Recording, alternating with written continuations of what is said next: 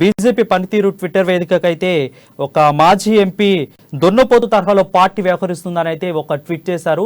ఈ ట్వీట్ అనేది పార్టీలో తీవ్ర దుమారం రేపుతుంది. ఎప్పుడు నేతల మధ్య విభేదాలు, నేతల మధ్య అసమానతలు ఉండే కాంగ్రెస్ పార్టీ, ఆ దిశగా ఉన్న కాంగ్రెస్ పార్టీ ఇప్పుడు అది ఇటు టర్న్ అయిపోయి బీజేపీ వైపు తిరిగింది. సో బీజేపీ నేతల్లో కూడా ఎప్పుడు ఏదో విధంగా సన్నాహాలు అయితే రచిస్తా ఉన్నట్లు తెలుస్తుంది. దాదాపు నిన్న కూడా చూసాం మనం, అర్ధరాత్రి మీటింగులు చేస్తున్న పరిస్థితి నెలకొంది. సో ఇప్పుడు చేసిన జితేందర్ రెడ్డి ట్వీట్ ఇప్పుడు పార్టీలో ఒక చర్చనీయాంశంగా మారింది. దీని మీద అప్డేట్స్ బ్యూరో చీఫ్ కృష్ణమూర్తి ఉన్నారు. కృష్ణమూర్తి, చెప్పండి, జితేందర్ రెడ్డి అలా చేయటానికి గల కారణాలు ఏంటి? Thank you Varun. జితేందర్ రెడ్డి ఒక ట్వీట్ చేశారు. బక్రీద్ సందర్భంగా, అంటే కొంతమంది ఈ దున్నపోతులను, ఎద్దులను, వీటిని అంటే పశువులను బక్రీద్ సందర్భంగా వధించి తీసుకెళ్తా ఉంటారు. ఆ నేపథ్యం ఒక ట్రాలీలో దున్నపోతును ఎక్కించడానికి ప్రయత్నం చేసినప్పుడు అది కొంత పెనుగులాట జరిగింది.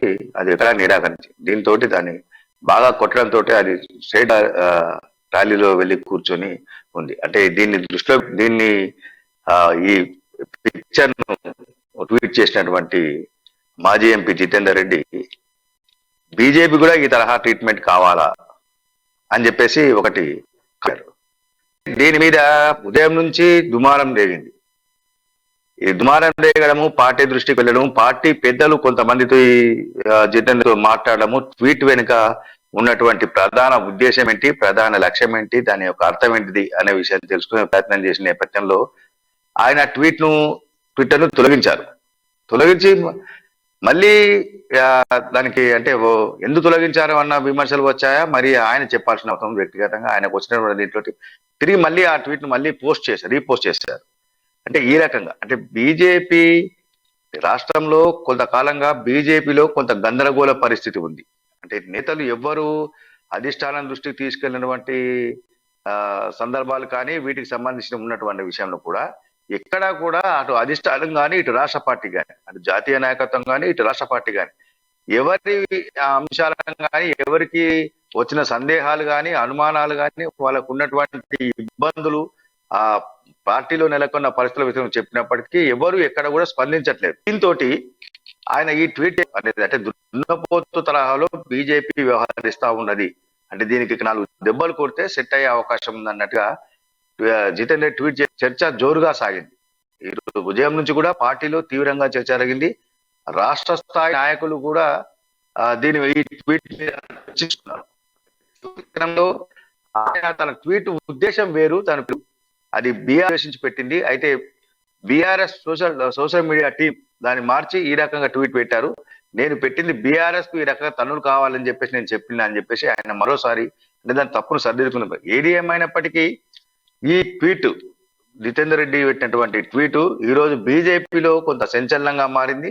నేతల్లో అంటే బీజేపీ దున్నపోతు తరహాలో వ్యవహరిస్తున్నా ఉన్నది అని అర్థం వచ్చే విధంగా జితేందర్ రెడ్డి ట్వీట్ పెట్టారు అన్న అంశ శ్రేణుల్లోనూ దీంట్లో చర్చ వస్తుంది. అయితే ఈ ట్వీట్ కు కొంతమంది సమర్థిస్తున్నారు.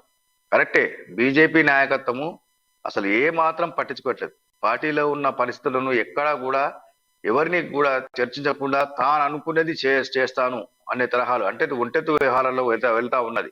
కాబట్టి పార్టీ కొంతకాలంగా, అంటే కర్ణాటక ఎన్నికల తర్వాత రాష్ట్రంలో కొంత కాంగ్రెస్ పార్టీ పుంజుకోవడం, బీజేపీ కొంచెం వెనక్కు వెళ్లడంతో మరింత దిగజారే విధంగా బీజేపీ తయారైంది.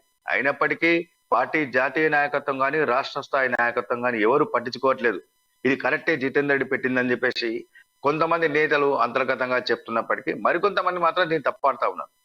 పార్టీలో ఏవైనా సమస్యలు ఉండొచ్చు, సమస్యలు ఏవని కాదు, సమస్యలు ఉండొచ్చు.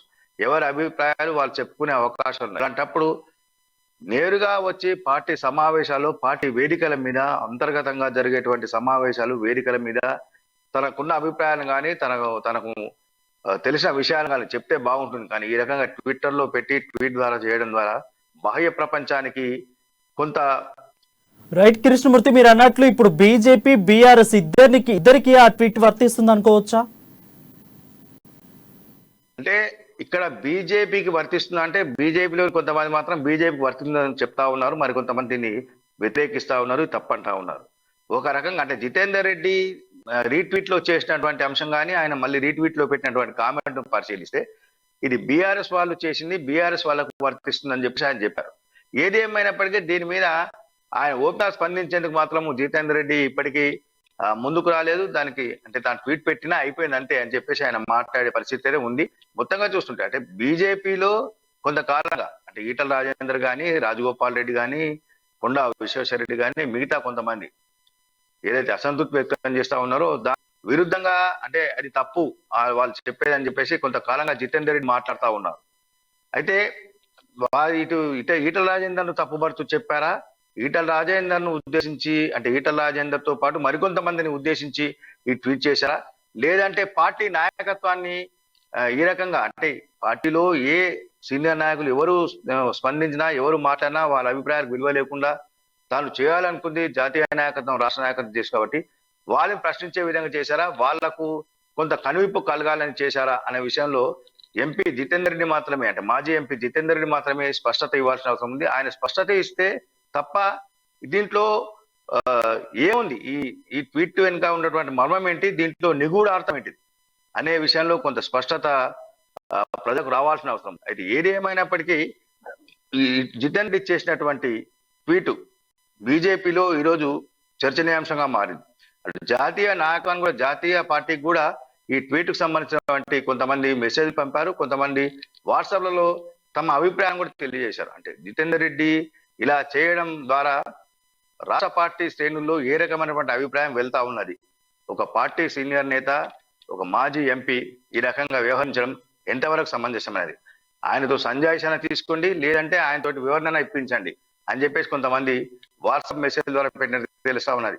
ఇది జాతీయ అంటే పార్టీ రాష్ట్ర సంజయ్తో పాటు మనోహర్ రెడ్డి మిగతా నాయకులు కూడా ఇప్పుడు పార్టీ రాష్ట్ర కార్యంలో భేటీ అయ్యారు. వారు దీనిపైన చర్చించే అవకాశం ఉందని కూడా తెలుస్తా ఉన్నారు. అంటే జితేందర్ రెడ్డి మాట్లాడతారా లేదంటే ఆయన వివరణ ఇప్పిస్తారా, ఆయన ట్వీట్ అంటే ఎవరిని ఏ కోణంలో పెట్టారు అంటే ఈ సమయంలో పార్టీలో ప్రస్తుతం కొంత సందిగ్ధ అవస్థలు ఉంది. ఇప్పుడిప్పుడే నిన్న మొన్నటి నుంచి కొంత పార్టీలో పరిస్థితులు కుదుటపడుతున్నాయి అనుకున్న సమయంలో ఈ రకమైన వివాదాస్పదమైనటువంటి ఒక ట్వీట్ సంచలనాత్మక ట్వీట్ పెట్టడం అనేది ఎంతవరకు సమంజసం, వివరణ కూడా జితేందర్ తో తీసుకునే అవకాశాలే కనిపిస్తా ఉన్నాయి. వారు రైట్. అయితే కృష్ణమూర్తి చూసుకున్నట్లయితే బీఆర్ఎస్ వాళ్ళే దీన్ని రీమోడల్ చేసి రీట్వీట్ చేసి ట్రోల్ చేశారనుకుంటే నిజంగా బీజేపీ నేతల్లో ఉన్న అసమర్థత అదేవిధంగా విభేదాలు దీనికి కారణమవుతాయా ఖచ్చితంగా? అంటే ఒక్క రకంగా చెప్పాలంటే ఖచ్చితంగా కొంతకాలంగా కర్ణాటక ఎన్నికల తర్వాత రాష్ట్ర బీజేపీలో కొంత అలజడి వాతావరణం మొదలైంది. పార్టీ సీనియర్లలో అనైక్యత మొదలైంది. చాలా మంది పార్టీ కార్యాలయానికి దూరంగా ఉంటూ బీజేపీలో మేము ఎందుకు చేరామా అనే మదనపడి స్థితిలో ఉన్నట్టుగా మనకు స్పష్టమవుతా ఉన్నది. అంటే కొంతమంది వేరువేరు వేదికల సందర్భంగా వేరువేరు సందర్భాల్లో తమ మనసులోని భావాలను తమ మనసులోని అభిప్రాయాలను కూడా బహిర్గతం చేశారు. పార్టీలో చేసి తప్పు చేశాము, పార్టీ మేము అనుకున్నంత వేగంగా ముందుకు వెళ్ళట్లేదు, మేము పార్టీ నుంచి ఏమి ఆశించామో అది పార్టీ చేయలేకపోతున్నది అనే విషయాన్ని అంటే కొండా విశ్వేశ్వరరెడ్డి లాంటి వాళ్ళే వాళ్ళు స్పష్టంగా చెప్పారు. ఆయన కూడా మాజీ ఎంపీ స్పష్టంగా చెప్పారు, బీఆర్ఎస్ ఎమ్మెల్సీ కవితను అరెస్ట్ చేస్తే బీజేపీ బాగుంటుంది, ఖచ్చితంగా ఎమ్మెల్సీ కవితను బీజేపీ అరెస్ట్ చేస్తుంది అన్న అభిప్రాయంతో ఉద్దేశంతో మేము వచ్చాం. కానీ అది చేయలేకపోతుంది. పార్టీలో బీజేపీ పట్ల కొంత చులకన ఏర్పడతా ఉన్నది.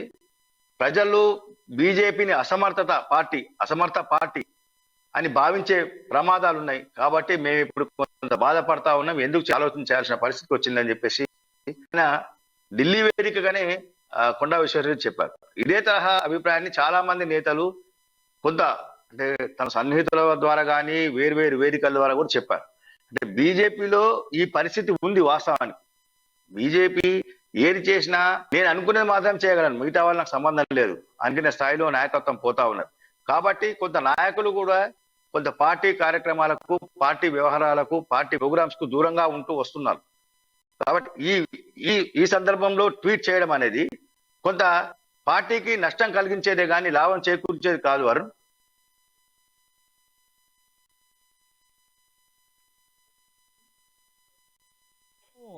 నిన్న కవిత విషయమే తీసుకుందాం. కవిత విషయం తీసుకుంటే నిన్న కేటీఆర్ ఒక స్టేట్మెంట్ ఇచ్చారు, బరాబర్ చెప్తున్నాము, మేము తప్పు చేస్తుంటే దమ్మున్న నాయకులు ఎవరో మమ్మల్ని అరెస్ట్ చేయండి అన్నారు.